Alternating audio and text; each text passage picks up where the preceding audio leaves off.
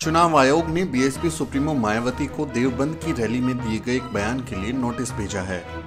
चुनाव आयोग ने मायावती के बयान को आचार संहिता का उल्लंघन मानते हुए शुक्रवार तक जवाब मांगा है। दरअसल देवबंद की रैली में मायावती ने मुसलमानों को एकजुट होकर एसपी बीएसपी आरएलडी गठबंधन को वोट देने की अपील की थी। मायावती ने मुसलमानों को आगाह किया था कि अगर बीजेपी को कोई हरा सकता है तो वो सिर्फ महागठबंधन ही है, इसलिए कांग्रेस को वोट देकर अपना वोट खराब ना करें। चुनाव आयोग ने इस बयान को आचार संहिता का उल्लंघन माना है। आइए आपको देवबंद की रैली में दिया गया मायावती का पूरा बयान सुनाते हैं।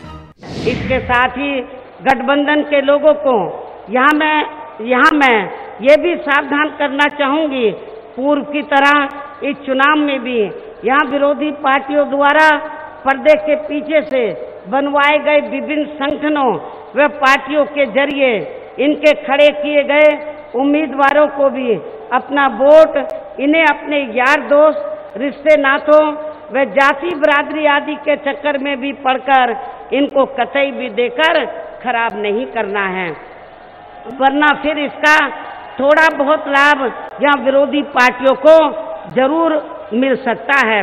और इस संबंध में मैं खास तौर से पश्चिमी उत्तर प्रदेश के लोगों को, पश्चिमी उत्तर प्रदेश में आप लोगों को ये मालूम है कि यहाँ सर्व समाज के लोग रहते हैं, सभी धर्मों के लोग रहते हैं, लेकिन यहाँ पर पश्चिमी यूपी में और खासकर आपके सहारनपुर मंडल में, मेरठ मंडल में, मुरादाबाद मंडल में, बरेली मंडल में, ये कुछ ऐसे मंडल हैं जिन मंडलों में तो मुस्लिम समाज की आबादी काफ़ी ज़्यादा है, मुस्लिम समाज की आबादी काफ़ी ज़्यादा है।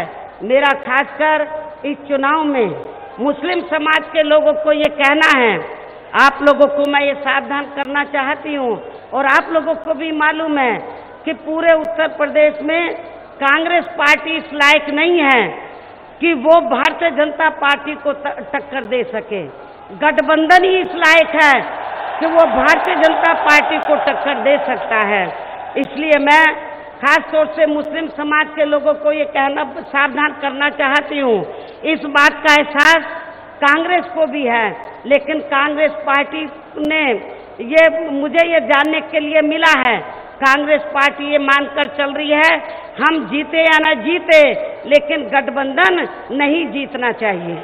तो इसलिए कांग्रेस पार्टी ने, जो मुझे रिपोर्ट मिल रही है, ज़्यादातर कांग्रेस पार्टी ने तो जगह जगह ऐसी जाति और ऐसे धर्मों के लोगों को खड़ा किया है जिससे भारतीय जनता पार्टी को फायदा पहुंच जाए। तो इसलिए मैं मुस्लिम समाज के लोगों को ये कहना चाहती हूँ, मैं ज़्यादा दूर की बात आप लोगों के सामने नहीं रख रही हूँ, मैं सहारनपुर लोकसभा की सीट की बात आपके सामने रख रही हूँ। आप लोगों को मालूम है सहारनपुर लोकसभा की सीट के मुसलमानों को ये मालूम है कि हमारे कैंडिडेट का, हमारा ये जो मुस्लिम समाज का कैंडिडेट है, तो इसका टिकट हमने बहुत पहले फाइनल कर दिया था, लेकिन कांग्रेस पार्टी का टिकट फाइनल नहीं था। तो इन कांग्रेस को भी मालूम है कि सहारनपुर में कांग्रेस को कोई और दूसरा वोट मिलने वाला नहीं है, लेकिन मुस्लिम समाज के लोगों को मैं ये बताना चाहती हूँ, आप लोगों को अपना वोट बांटना नहीं है, बल्कि आप लोगों को एक तरफा अपना वोट बीएसपी के लोगों को, बीएसपी के यानी कि समाजवादी पार्टी और आरएलडी के उम्मीदवारों को ही देकर तो आप लोगों को इन्हें कामयाब बनाना है। और आप लोगों को ये भी मालूम है कि हर लोकसभा की सीट पर काफ़ी बड़ी तादाद में बीएसपी का बेस वोट है और अब तो समाजवादी पार्टी के लोग भी मैदान में उतर पड़े हैं, हमारे जाट भाई भी मैदान पे उतर पड़े हैं, सर्व समाज के लोग मैदान में उतर पड़े हैं। तो मुझे ऐसा लगता है, मैं खास तौर से मुस्लिम समाज के लोगों को ये कहना चाहती हूँ कि आप लोगों को भावनाओं में बहकर, रिश्ते नातों यार दोस्तों के चक्कर में आकर अपने वोट को बांटना नहीं है। यदि आपको इस चुनाव में बीजेपी को हार का मुंह उत्तर प्रदेश से दिलाना है तो आप लोगों को अपने वोट को बांटना नहीं है, बल्कि एक तरफ अपना वोट गठबंधन के उम्मीदवारों को देना है। ये मेरी खासकर मुस्लिम समाज के लोगों से ये अपील है। इस प्रकार यहाँ गठबंधन के लोगों को ये सभी सावधानियां बरतकर पहले इस लोकसभा आम चुनाव में बीजेपी को केंद्र की सत्ता में आने से रोकना है और फिर इसके बाद आगे चलकर इस पार्टी को उत्तर प्रदेश की सत्ता में भी आने से जरूर रोकना है। उत्तर प्रदेश से भी तो मोदी के साथ साथ योगी को भी भगाना होगा आपको। दरअसल सुप्रीम कोर्ट ने जाति और धर्म के नाम पर वोट मांगने को गैर कानूनी घोषित कर रखा है, लेकिन चुनाव आयोग ने सिर्फ मायावती को ही नोटिस भेजा है, जबकि वृद्धा की रैली में नरेंद्र मोदी ने खुलेआम हिंदुओं को एकजुट होकर बीजेपी के लिए वोट करने को कहा था। कांग्रेस के हिंदू आतंकवाद का जिक्र करते हुए मोदी ने कहा था, वोट बैंक की पॉलिटिक्स के लिए कांग्रेस एनसीपी किसी भी हद तक जा सकती है। इस देश के करोड़ों लोगों पर हिंदू आतंकवाद का दाग लगाने का प्रयास कांग्रेस ने ही किया है। आप मुझे बताइए, जब आपने हिंदू आतंकवाद शब्द सुना तो आपको गहरी चोट पहुंची थी या नहीं? हजारों साल के इतिहास में हिंदू कभी आतंकवाद करे ऐसी एक भी घटना है क्या? अंग्रेज जैसे इतिहासकारों ने इस बात का जिक्र तक नहीं किया कि कभी हिंदू आतंकवादी हो सकता है। हमारी 5000 से ज्यादा साल पुरानी संस्कृति को बदनाम करने का काम किसने किया? हिंदू आतंकवाद शब्द कौन लाया? हिंदुओं को आतंकी कहने का पाप किसने किया?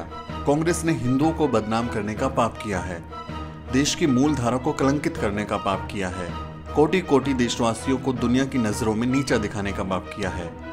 भाइयों बहनों, ऐसी कांग्रेस को कभी माफ कर सकते हैं क्या? चाहे जितनी दौड़ लगा ले, कांग्रेस को कभी इस पाप से मुक्ति नहीं मिल सकती। आतंकवाद को हिंदू से जोड़ दिया, इस कारण उनकी हिम्मत नहीं है कि जहां मेजोरिटी के लोग रहते हैं वहां चुनाव लड़े। उन्हें वहां शरण लेनी पड़ रही है जहां मेजोरिटी माइनॉरिटी में है। नरेंद्र मोदी का बयान सुनकर आप समझ सकते हैं कि उन्होंने कैसे हिंदू मुसलमान के नाम पर देश को बांटने और सिर्फ एक समुदाय को आतंकी घोषित करने की कोशिश की है, लेकिन चुनाव आयोग उनसे कोई जवाब नहीं मांग रहा। मायावती नोटिस का क्या जवाब देती है, हम वो भी आपको जल्द ही बताएंगे। आप देख रहे हैं द शूद्र। बहुजन समाज से जुड़ी तमाम खबरों को जानने के लिए सब्सक्राइब करें हमारा चैनल और बेल आइकन को प्रेस करना ना भूलें, ताकि हमारे नए वीडियो की जानकारी आप तक सबसे पहले पहुंच सके।